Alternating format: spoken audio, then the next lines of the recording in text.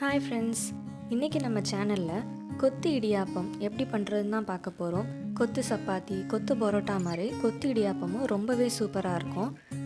கொத்து இடியாப்பம் பண்ணுறதுக்கு ஒரு பேனில் 4 டேபிள் ஸ்பூன் எண்ணெய் சேர்த்துக்கலாம். எண்ணெய் சூடான உடனே அதில் ஒரு 2 மீடியம் சைஸ் வெங்காயம், அப்புறமா 2 பச்சை மிளகா பொடியாக நறுக்கி அதில் சேர்த்துக்கலாம். வெங்காயம் ரொம்ப வேகணும்னு அவசியம் இல்லை.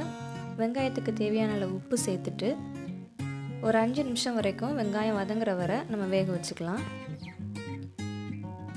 அதுக்கப்புறமா ஒரு தக்காளி நல்லா பொடியாக நறுக்கி சேர்த்துக்கலாம். தக்காளியும் சரி வெங்காயமும் சரி ரொம்ப வதங்கிட வேண்டாம், அப்போ தான் சாப்பிட்றதுக்கு ரொம்ப நல்லாயிருக்கும். இந்த ஸ்டேஜில் இதில் மசாலா பொருட்கள் சேர்த்துடலாம். கொஞ்சமாக மஞ்சள் தூள், 2 டீஸ்பூன் கரம் மசாலா சேர்த்துக்கலாம், 1 டீஸ்பூன் இஞ்சி பூண்டு விழுது, காரத்துக்கு தேவையான அளவு வத்தல் பொடி சேர்த்துக்கலாம். சேர்த்துட்டு இஞ்சி பூண்டு அப்புறம் மசாலாவோட பச்சை வாசனை போகிற வரைக்கும் நல்லா லேசாக கிண்டி விட்டுடலாம். மசாலா ரெடி ஆகிடுச்சு. அதுக்கப்புறமா முட்டை சேர்த்துக்கலாம். மசாலா எல்லாத்தையும் ஓரமாக வச்சுட்டு அது சென்டராக எடுத்து அந்த இடத்துல நம்ம முட்டையை உடச்சி ஊற்றிக்கலாம். நான் இன்றைக்கி 2 முட்டை எடுத்திருக்கேன். 2 முட்டையும் சென்டரில் உடச்சி ஊற்றிக்கலாம்.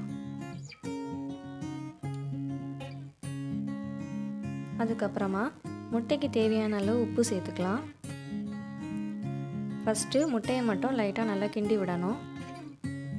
அந்த முட்டை கொஞ்சம் வேகிற ஸ்டேஜுக்கு வந்ததுக்கப்புறமா இந்த மசாலாவோட சேர்த்து நல்லா கிண்டி விட்டுக்கலாம்.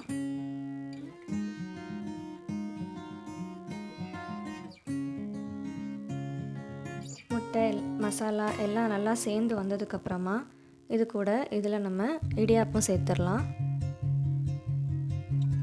ஏற்கனவே வேக வச்ச இடியாப்பம் தான், அதை எடுத்து நல்லா உதுத்து போட்டு அதை இது கூட சேர்த்துக்கிறோம். அதுக்கப்புறமா அந்த மசாலா கூட நல்லா பைண்ட் ஆகிற மாதிரி எல்லாத்தையும் மிக்ஸ் பண்ணிக்கலாம். கடைசியாக ஃப்ளேவருக்காக சிக்கன் மசாலா சேர்த்துக்கிறேன். நீங்கள் சிக்கன் சால்னா இல்லை சிக்கன் குழம்பு அது இருந்தால் கூட சேர்த்துக்கலாம். கடைசியாக மல்லி இலை தூவி ஒரு தடவை கிண்டி விட்டுடலாம். அவ்வளோதான், சுவையான டேஸ்டியான முட்டை கொத்து இடியாப்பம் சூப்பராக ரெடி ஆகிடுச்சு. ரொம்பவே சூப்பராக இருக்கும். கண்டிப்பாக வீட்டில் ட்ரை பண்ணி பாருங்கள். எப்படி இருந்ததுங்கிற உங்கள் கருத்துக்களை கமெண்ட் செக்ஷனில் ஷேர் பண்ணுங்கள். இந்த வீடியோ உங்களுக்கு பிடிச்சிருந்தா ஏஜே ஒண்டர்ஸ் சேனலை சப்ஸ்கிரைப் பண்ண மறக்காதீங்க. அப்படியே பக்கத்தில் இருக்கிற பெல் ஐக்கானையும் கிளிக் பண்ணிடுங்க. தேங்க்ஸ் ஃபார் வாட்சிங்.